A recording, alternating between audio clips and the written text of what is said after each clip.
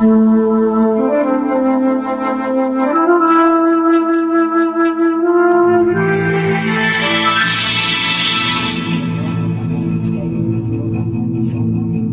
aquellos objetos que han sido significativos para hombres y mujeres de otras épocas son capaces de retener en su piel de hueso, metal o madera la huella de viejas historias que nos ofrece el pasado, para que podamos mantenerlas vivas en la memoria del presente.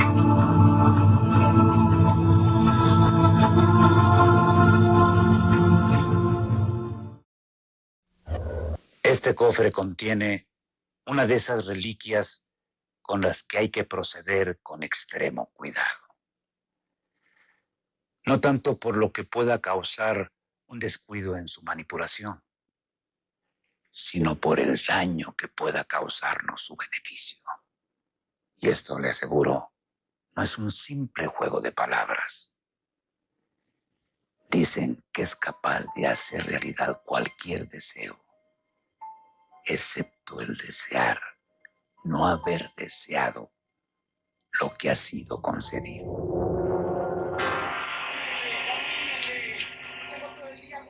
No se recuerda el año, pero debió haber sido en vísperas de la celebración de la Virgen del Mineral, cuando llegó a Santa Rita un mendigo proveniente de no se sabe dónde.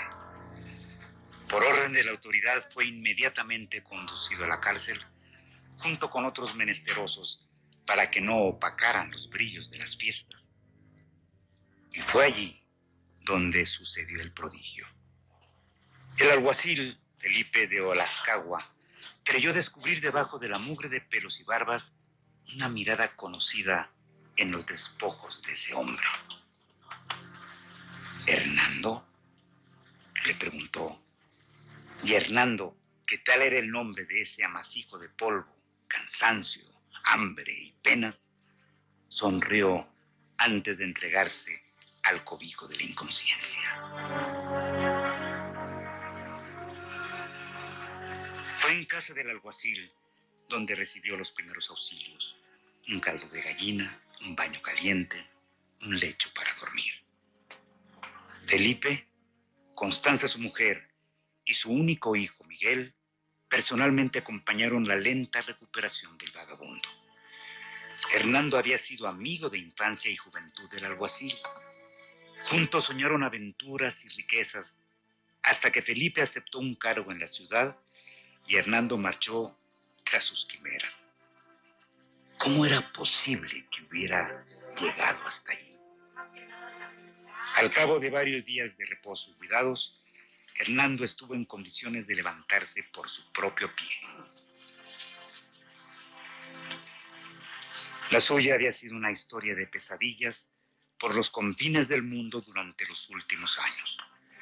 Solo él era capaz de aquilatar lo que había significado escuchar su propio nombre, el que casi había olvidado, en labios de un amigo que lo reconocía. Solo él sabía lo que era salir de las tinieblas, aunque tarde o temprano tendría que volver a ellas. Esa noche compartieron la cena.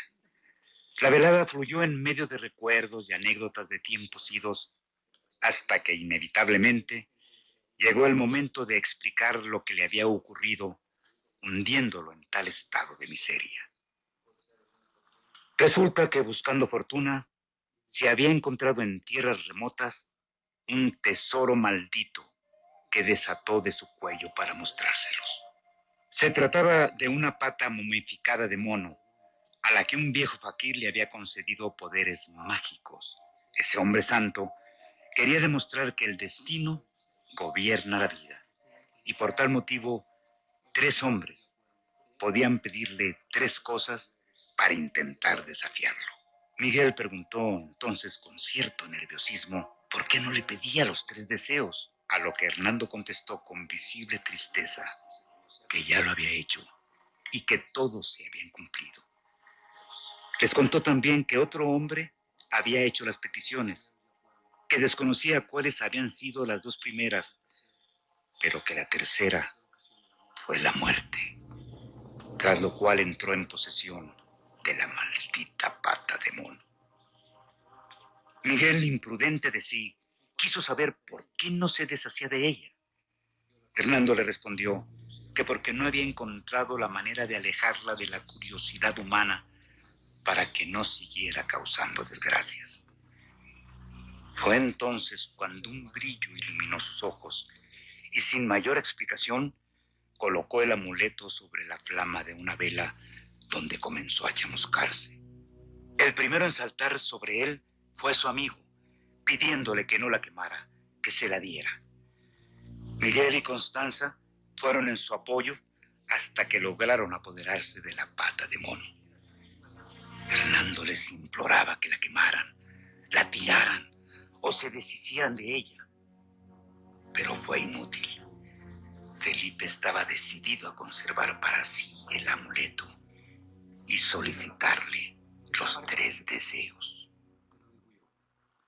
A la medianoche, Hernando abandonó la casa vistiendo otra vez los andrajos con los que había llegado.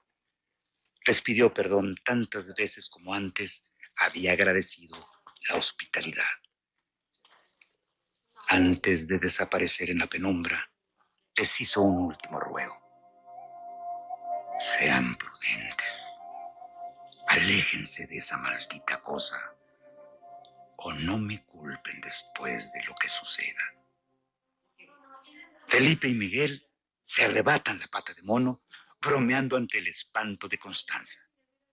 En medio de risas nerviosas, quisieron probar los presuntos poderes de la pata de mono. Después de pensar varios deseos, se decidieron por algo concreto: los 100 pesos oro que necesitaban para saldar una hipoteca. Felipe tomó el amuleto con su mano derecha y formuló la petición en voz alta. 100 monedas de oro para la hipoteca. Con un grito aterrador arrojó lejos de sí la pata de mono, jurando que se había retorcido en su mano. Esa noche, nada más sucedió. Después del mal trago, decidieron que ya había sido demasiada sugestión y se fueron a acostar, aunque hasta muy tarde lograron el sueño. En secreto, cada uno imaginaba cómo llegarían hasta su poder los 100 pesos oro solicitados. Hernando les había dicho que las cosas sucedían con tanta naturalidad que parecían coincidencia. Fue al atardecer del día siguiente cuando Felipe fue llamado a las oficinas de la mina. Miguel, su hijo, había sufrido un accidente. Realizando una inspección, resbaló en la trituradora del mineral en bruto sin que fuera posible prestarle ayuda. El cuerpo había quedado irreconocible. La mina absorbería los gastos del funeral y había decidido otorgar a sus familiares una indemnización consistente en 100 pesos oro. La pena fue minando día tras día la cordura de Constanza, que se encerró a llorar en silencio lo que no comprendía. Un solo pensamiento había dado de vueltas todo ese tiempo en su cabeza: la pata de mono. Si ella le había quitado a su hijo, ella también podría devolvérselo. De nada sirvió tratar de convencerla de que no se torturara más, de que había sido solo una desgraciada coincidencia, que su hijo estaba muerto, que nunca más podría volver. Aturdido por los acontecimientos, por el dolor desencajado de una mujer que cree poder devolverle la vida a un hijo, Felipe tomó el amuleto en sus manos y sintió cómo se retorcía en su puño al hacer la petición. Esta vez no gritó. Las 5 horas que siguieron, Constanza pareció recuperar la paz perdida. Segura del regreso de Miguel, iba de un lado a otro de la casa arreglándolo todo para recibirlo. No fue lo mismo para Felipe. Comenzó a reconocer todo lo que implicaba que su hijo volviera a la vida. Recordó el estado en el que había quedado el cuerpo e imaginó en el que se encontraría tras una semana de entierro. Ya era de noche, cuando Constanza volvió a sumergirse en su tristeza al ver traicionadas sus esperanzas. Fue entonces cuando un golpe sordo arremetió contra la puerta y luego otro seguido de un ronco silbido. «Miguel, mi hijo, ha vuelto», gritaba histérica Constanza mientras luchaba por zafarse de las manos de Felipe, que trataba de alejarla de la puerta. Fue solo cuestión de instantes. Incapaz de detener a la mujer que ya quitaba la tranca, Felipe tomó la pata de mono en su mano y formuló en voz baja, sollozando, el tercer deseo.